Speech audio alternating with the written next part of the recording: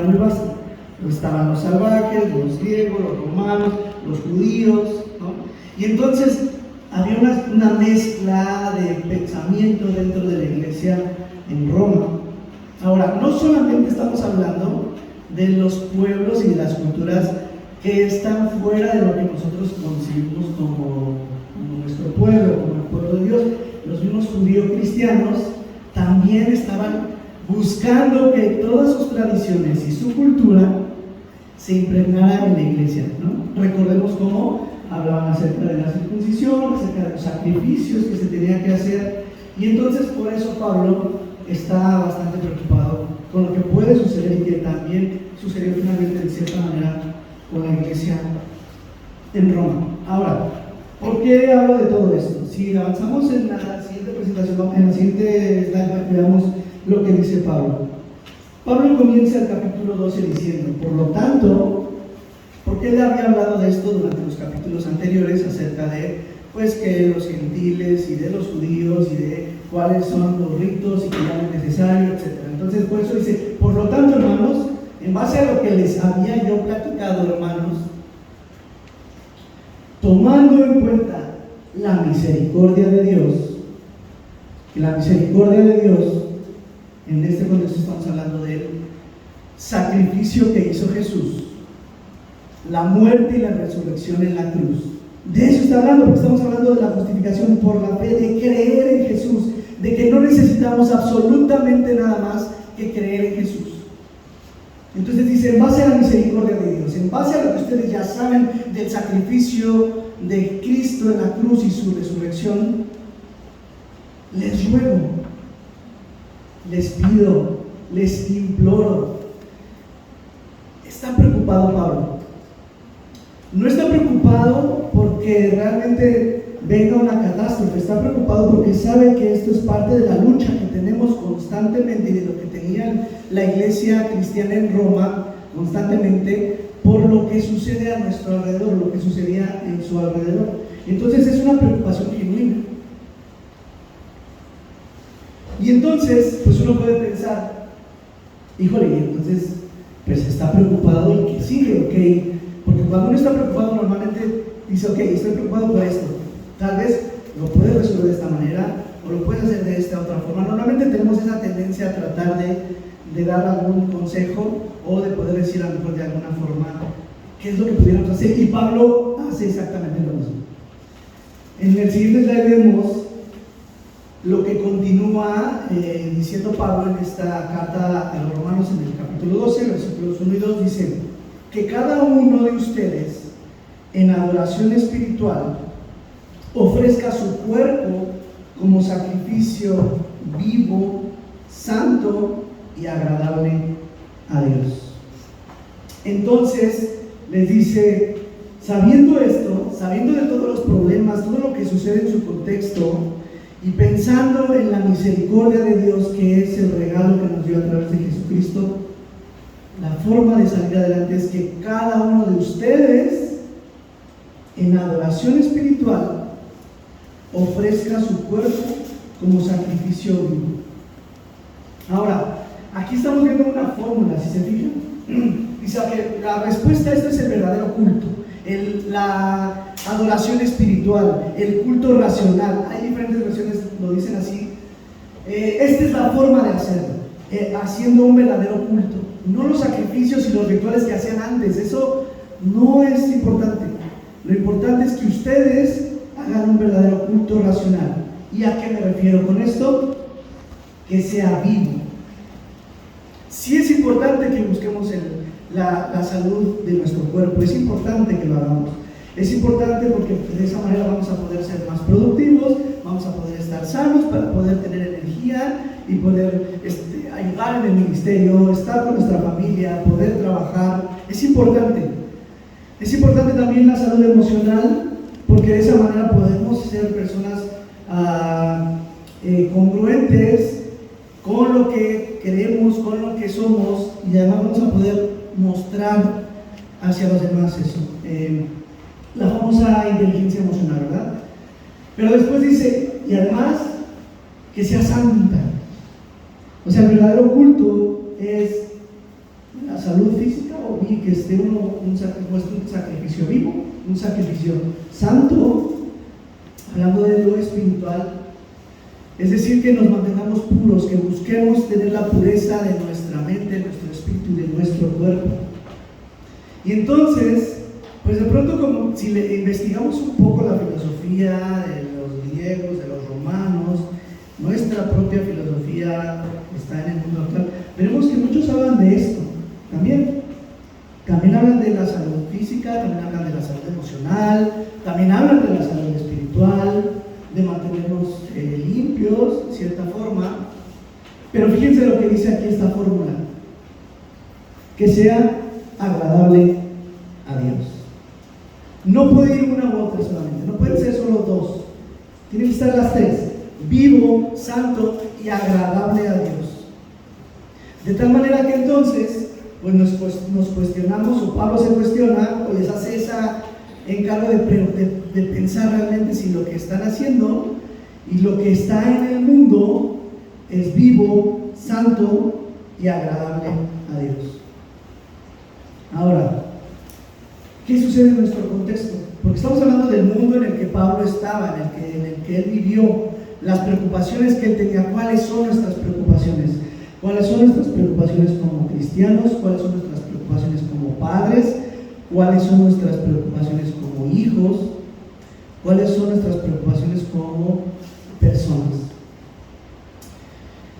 Y entonces lo que hice fue poner algunos ejemplos de las cosas que hoy suceden en nuestro contexto. No significa que sean todas, no significa que apliquen para todos, pero que sí son relevantes en este momento de nuestra historia. Primero vamos a ver un poco acerca de la salud física y emocional. También en este tiempo, sobre todo con los jóvenes, hay una tendencia a pensar que el cuerpo es muy importante, y entonces lo más importante es hacer ejercicio, tener fuerza, ir al gimnasio, invertir 2, 3, 4, 5, 6 horas, cambiar mi forma de comer y mis hábitos, porque para mí lo más importante es tener un cuerpo perfecto. Y entonces, insisto, no es que sea malo, pero vamos a ponerlo en la balanza, ¿verdad? Y entonces, pero no solo es eso. Por un lado está el tema del cuerpo, que por hace rato me decía mi cuñado cuál es el término, no me acuerdo, a estas personas que están obsesionadas por el ejercicio. No te acuerdas. Bueno, me dijo el término que me pareció vigorexia. La vigorexia es eso, aquellos que tienen una obsesión tal por su cuerpo, que eso es lo primordial, y no hay nada más importante que eso. Pero no solamente estamos hablando de la salud en el cuerpo, estamos hablando de la lucha por que ahora tengamos la libertad de definir cuál es nuestro género, de cuál es nuestro rol, de cuál es la sexualidad, cómo se debe manejar la sexualidad. Y es que no es que sea malo, insisto, es que cuando eso se vuelve nuestra obsesión y cuando eso se vuelve realmente lo principal en nuestra vida, debemos cuestionar: ¿esto es realmente agradable a Dios? Porque ¿qué consecuencias trae, verdad? Pero si entonces hablamos no solamente de esta parte del cuerpo y empezamos a hablar también de lo que sucede hoy con la tecnología, nos vamos a dar cuenta que hay otras preocupaciones también. La cultura del like, es decir, que yo valgo por el número de seguidores que tengo, por el número de likes que tengo en mis comentarios, y entonces eso provoca que ahora yo lo único que promuevo en mis redes sociales son cosas buenas: cuando viajo, cuando me va bien, cuando tengo un nuevo título, cuando me compro un nuevo carro. Y entonces creamos esa falsa visión de lo que es nuestra vida, ¿verdad? Porque ahora lo que nos interesa a nosotros es pues, que me den like. Ahora lo que me importa a mí pues es que decir lo que yo pienso, pero que esto que pienso vaya de acuerdo a lo que otros piensan para que entonces yo tenga un like. Y entonces nos estamos amoldando a lo que el contexto y nuestro mundo actual nos ofrece. Pero también hay otro peligro dentro de esto que sucede en las redes sociales, que es la cultura de la cancelación. Yo no sé si lo han escuchado ustedes, estoy seguro que los adolescentes y los jóvenes que frecuentan youtubers y están en redes sociales van a saber qué es la cultura de la cancelación. Pero la cultura de la cancelación es que ahora un grupo de personas, porque para ellos esa es la verdad, pueden decidir bloquearte, pueden puede decidir incluso hablar a cualquier tipo de red social y decir, oye, esto que él está diciendo me parece que es incorrecto, y entonces bloquear. Y entonces, pues, uno puede decir en la esencia, oye, pero es bueno porque yo he visto que de pronto pues ya no se habla tanto de violencia, ya no se habla tanto de armas, y a lo mejor buscamos la equidad. Bueno, sí, pero cuando estás limitando la libertad de expresión, eso nos puede traer o hay una preocupación real, porque eso nos puede impedir después, tal vez compartir acerca de Cristo, ¿verdad? O compartir qué es lo que yo pienso, porque entonces ahora yo soy señalado. Y lo que buscamos en un principio se desvirtúa completamente. Esa es la cultura de la cancelación. Después vemos también que a lo largo de estos años ha habido una lucha por el feminismo, lo cual es bueno también, pero cuando se va al extremo, también hay que cuestionarnos qué está pasando. El feminismo radical, no sé si lo han escuchado, pero el feminismo radical habla de que, bueno, la mujer sí requiere necesita tener los derechos, pero que incluso la mujer es superior al hombre. Que la mujer es superior al hombre, y entonces ahora no solamente es buscar la equidad y la igualdad, sino la superioridad. Entonces como que ya no hace sentido con lo que inicialmente se estaba buscando, ¿verdad? Y eso está pasando. Y si ustedes ven dentro de las redes sociales, sobre todo, verán que hay muchas pláticas en la política, en youtubers, influencers que hablan acerca de esto. Y bueno, no tengo que hablar del machismo, sabemos, es parte de nuestra cultura y es algo que también nos afecta de manera contundente. Pero si nos vamos a otro tema, como la sociedad, la política, vamos a ver que hay también situaciones que deben ser preocupantes. El capitalismo y el consumismo. ¿A qué me refiero? Que ahora es muy importante, o lo más importante incluso para varias personas en la sociedad, lo que yo tengo, los bienes que poseo. Porque entre más bienes que tenga yo, soy más importante, o tengo valor. O si consumo ciertas marcas y en exceso y estoy en la tendencia de la moda, entonces soy alguien y tengo que estar pagando un precio constantemente para determinar quién soy. Y esto, hermanos, también es algo que está sucediendo en nuestra era. Ahora, si hablamos de lo espiritual, podremos darnos cuenta que pues, también hay diferentes formas, religiones nuevas, que incluso cuando no hablan de Dios, hablan de la tecnología o de la ciencia, hablan de la cienciología, en el que pues, realmente hay una distorsión completa de lo que es la sociedad, donde rompe con el núcleo familiar y dice, no es importante la familia, te tienes que separar de la familia, no puedes estar con tu familia. Y entonces, como te pones a pensar en eso y dices, bueno, si la familia es la base de la sociedad y estamos rompiendo esa base, ¿qué va a pasar con nosotros? Y que es donde me quiero detener, es el que más me preocupa a mí.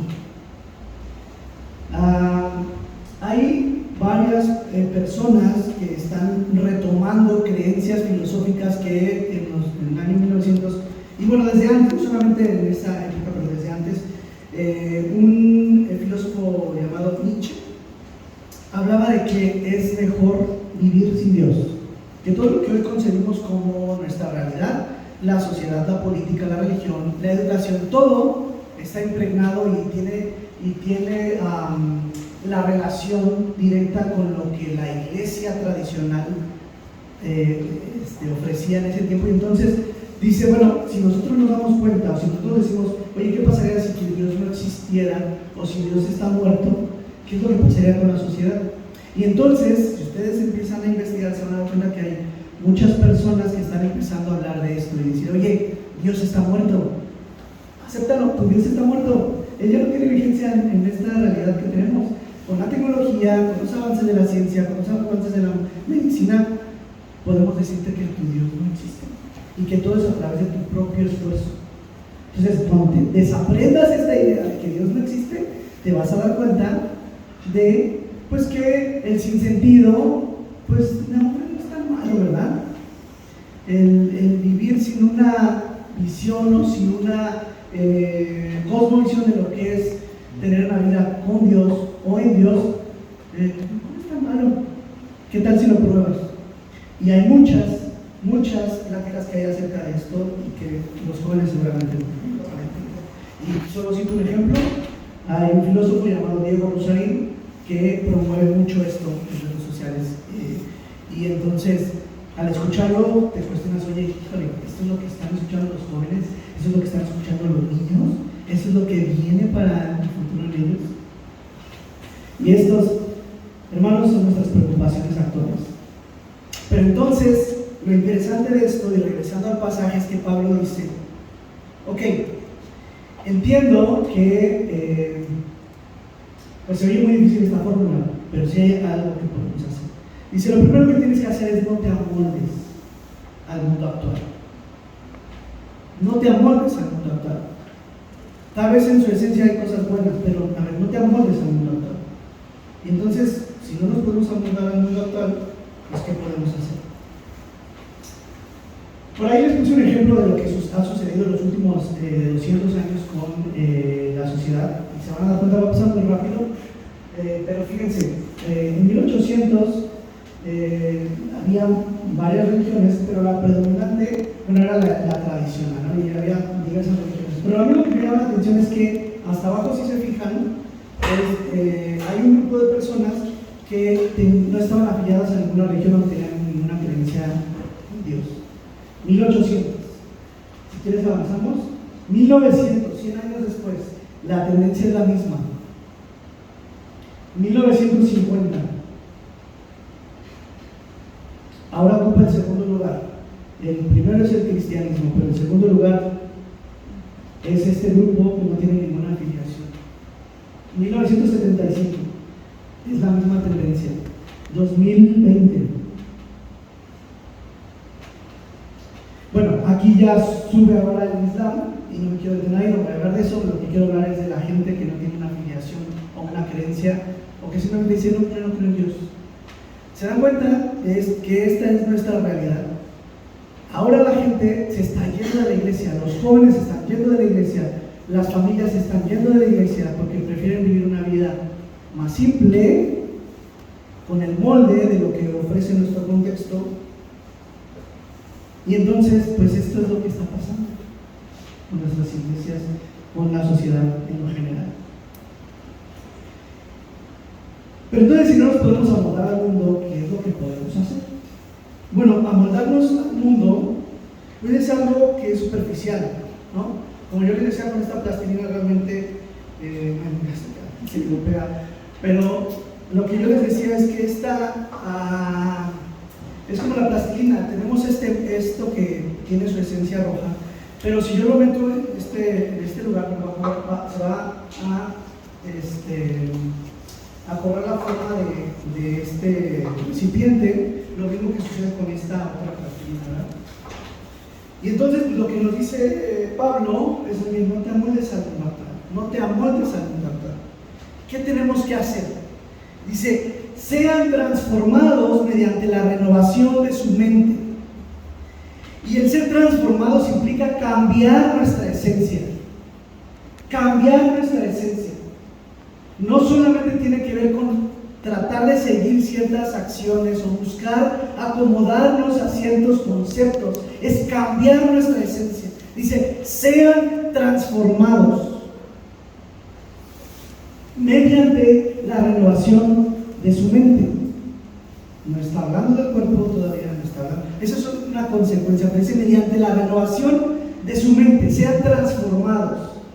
Pero fíjense lo que dice: sean, no dice transfórmense, ¿verdad? No dice transfórmense, sean transformados. Bueno, si dice sean transformados, ¿cómo lo podemos hacer? ¿O quién lo puede hacer? Y entonces Pablo, en otra de las cartas que escribe a los Corintios, nos hace ver quién o cómo podemos ser transformados. Y dice así en 2 Corintios 3, del 17 al 18: pues el Señor es el Espíritu, y donde está el Espíritu del Señor, allí hay libertad. Así que todos nosotros, a quienes nos ha sido quitado el velo, podemos ver y reflejar la gloria del Señor. El Señor, quien es el Espíritu, nos hace más y más parecidos a Él a medida que somos transformados a su gloriosa imagen. El Espíritu Santo, hermanos, es quien nos transforma. Dios mismo en su espíritu, entra en nosotros y nos transforma. Y entonces, si yo tenía una esencia, al dejar que el Espíritu Santo entre en mi vida, sucede lo que va a pasar ahorita con esta plastilina. Creo que agarré demasiada, pero vamos a usar esta. Yo la voy a mezclar, y entonces lo que va a suceder es que esta plastilina pues ya va a cambiar su esencia, ¿verdad?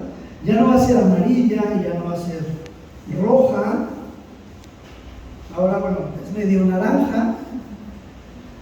Pero esto es lo que sucede cuando nosotros dejamos que Dios entre en nuestra vida, que el Espíritu Santo mora en nosotros, en nuestro cuerpo, que es el templo del Espíritu Santo, y dejamos que nos transforme.